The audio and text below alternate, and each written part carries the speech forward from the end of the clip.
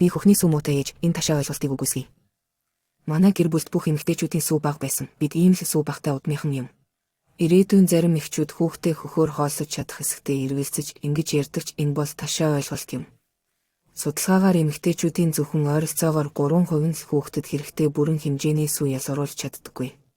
Бусад бүх тохиолдолд сүү бага байх нь бүрэн тайлбарлаж болохгүй шалтгаантай байдаг. Жишээлбэл өмнө нь хүүхдийг заавал цагийн хуваарийн дагуу хооллохыг зөвлөдөг байсан нь хөхөнд хангалттай өдөөлт өгөхгүй, ихэвчлэн сүү дутмаг болгодог байсан. Нэмэгдэл хоолыг маш эрт өгдөг байсан бөгөөд ихэвчлэн хөхөөр хооллолт 1 нас хүрэхээс өмнө дуусдаг байв.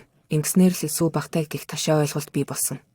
Ихэнхдээ ээжид сүү хүрэлцэхгүй мэт санагдаж болно. Хүүхэд хөхөөсний дараа 50 бус байж хөх зөөлөн хоосон юм шиг мэдрэгдэж цаахад бага сүү гардаг. Гэвч энэ бүхэн нь зөвхөн субъектив шинж тэмдэг бөгөөд бодит байдлыг зөвхөн хүүхдийн жингийн нэмэгдэлийн өөрчлөлт харуулдаг.